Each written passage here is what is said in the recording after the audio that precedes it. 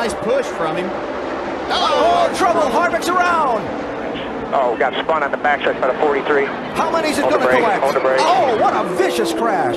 Eric McClure.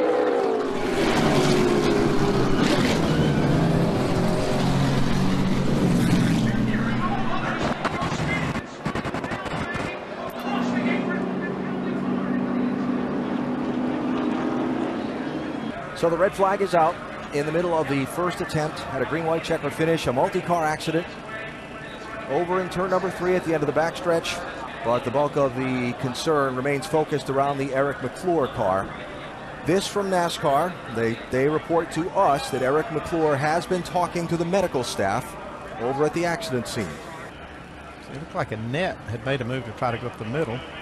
It looked like he was getting a push, and he was going to try to make this happen. That hole closed up. As you can see, as Kyle Busch went over, Brad Keselowski tried to go over. It was Joey Logano that was behind Annette. Yeah, it's like I said, everybody's trying to go to the front, and those holes close up so quickly. You can see the safer barrier deflect tremendously when Eric McClure hit it. Thank God it was there. Yes. McClure is going to be transported to the University of Alabama Birmingham Medical Center for further treatment. And again, any update that we have, we will pass along as soon as possible.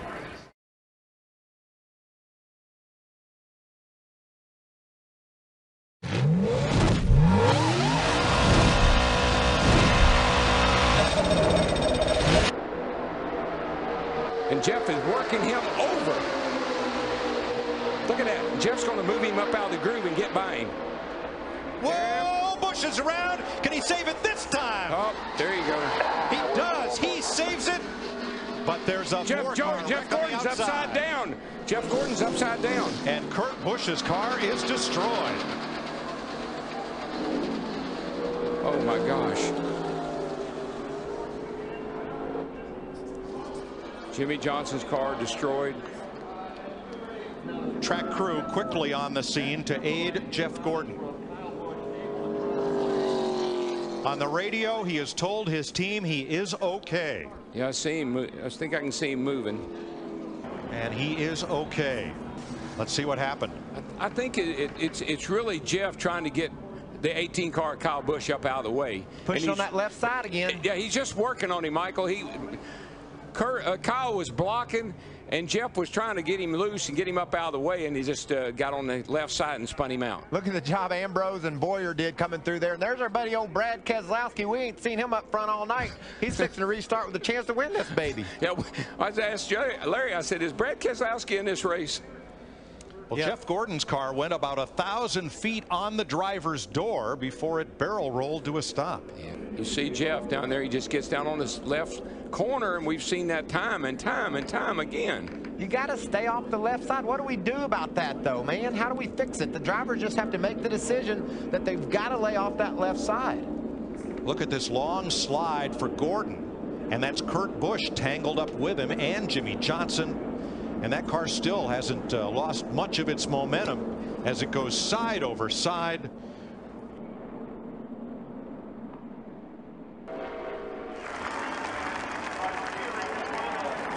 Jeff Gordon gets a round of applause from the crowd here, and he is okay. Let's take another couple of looks here from ground level.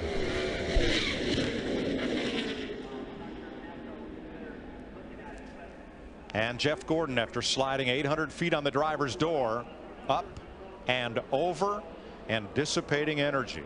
Jeff Gordon has emerged from the medical center with a smile on. What a wild ride. What precipitated all that?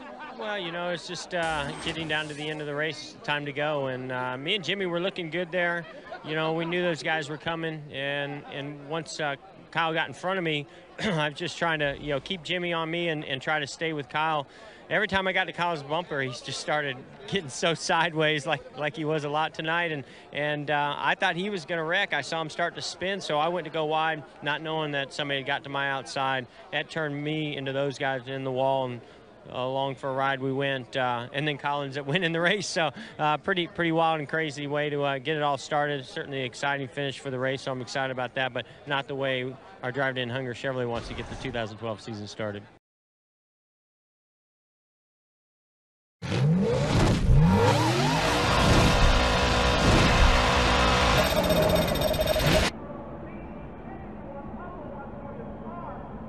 And now, under caution, Juan Pablo Montoya has crashed and gone aflame. Holy cow, what happened? We just got a report that he was complaining about a bad vibration in every gear. No, Larry, he just slammed into the jet dryer. I think he slammed into the jet dryer. They're trying to clear debris off the racetrack, and the car brakes, won't steer, and he slides up the track and into the back of that surplus helicopter jet engine on a trailer used to dry the racetrack. Mike, I saw sparks coming out from the car as if it had a tire down or something. What an incredible turn of events. I've never in my life. Oh my gosh. And all that spilled jet fuel found something hot to ignite it. Safety workers quickly on the scene. And this is a bizarre twist to this Daytona 500. Down in turn number 3.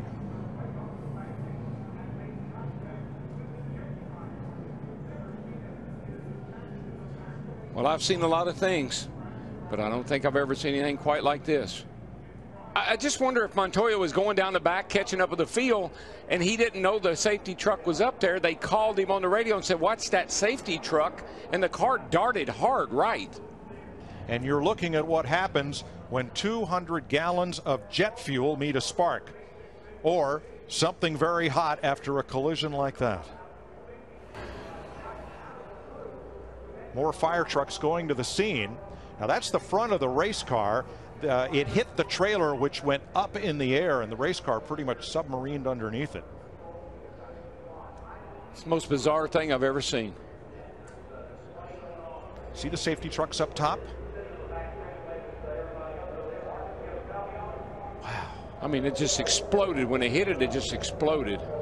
And he was traveling at a high rate of speed, trying to catch back up at the field. Back of the field.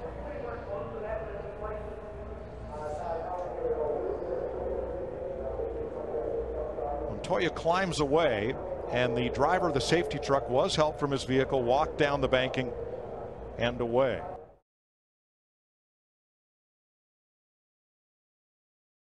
Carl Long gets turned. He's on his side, spinning down the back straightaway. Barrel rolling once, twice, 3, 4 times. Carl Long end over end. Joe Nemechek is involved. Bobby Labonte is involved. And Carl Long finally stops flipping down the back straightaway and comes to rest on all 4 tires. A wild ride for Carl Long down the back straightaway. The good news is he is out, and he is surveying the damage and walking into the ambulance as we speak.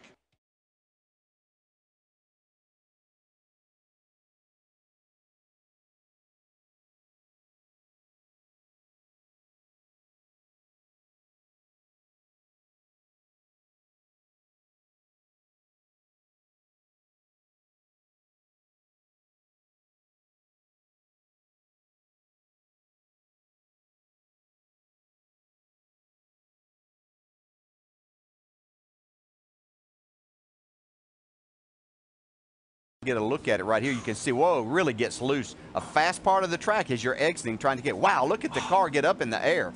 Man, that's a violent hit. That's a tire wall over there in front of the guardrail that you hit, and you could see that it just sent the car airborne. Here comes the backup already out of the hauler and being lowered as they will make the changeover and try and get ready for tomorrow's qualifying. Take a look one more time, and thank goodness there was a tire barrier here. Yeah, you can see him coming out of turn 9 wide open in the throttle, but there is a tire barrier in front of the guardrail there. But look at it send the car airborne and back out in front of other cars. Earnhardt on the inside and Sterling Marlin outside. And Ernie going with Earnhardt down on the inside. That's going to hit. Oh, big time trouble. Terrible crash. Front of the field all torn up.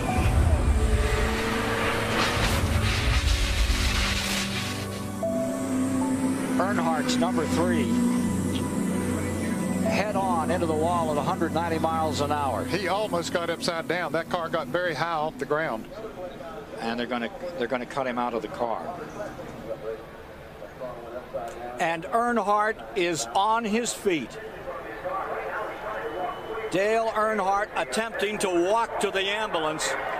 Never, never doubt that cliche about Dale Earnhardt. One tough customer gives the thumbs up as he walks away from one of the worst incidents in his racing career. Him down now. Is he going to win the Winston 500? Jimmy Spencer is second. They come through the tri-oval. Checkered is waving. Ernie Irvan wins, and Rusty spins and gets airborne and flips wildly right at the start-finish line. Very reminiscent of his accident at Daytona. Oh, man. That is too bad. What a way. Yeah, he's moving. I see him moving around in the car.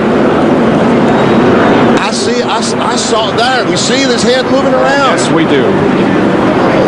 Thank God. He said on the radio that he was okay. Oh, gosh. Man. And I tell you what, it looks like a bomb has went off on the way down to the car. The car got airborne just before he crossed the line. Let's go down to Tony Glover. Tony is now congratulating Ernie on.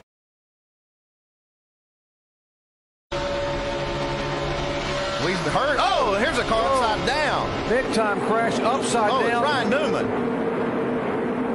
See Kevin Harvick there. Marcus Ambrose. Ambrose is there, comes across. Harvick stops, and Newman's car comes to rest upside down on its roof.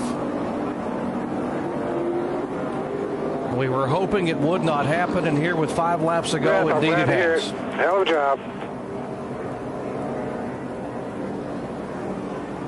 I don't know what started that, but you see quite a bit of damage on that car.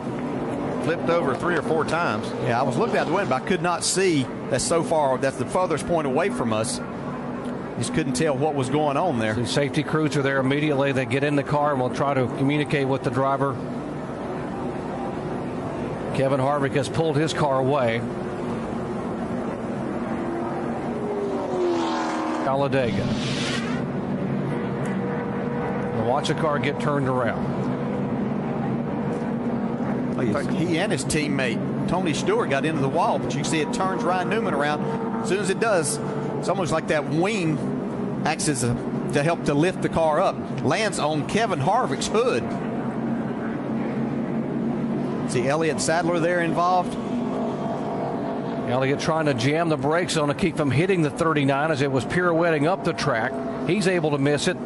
Harvick able to get the car woed down as the 39 just comes rolling down on its roof onto the grass and comes over again another 360 before coming to rest on its top.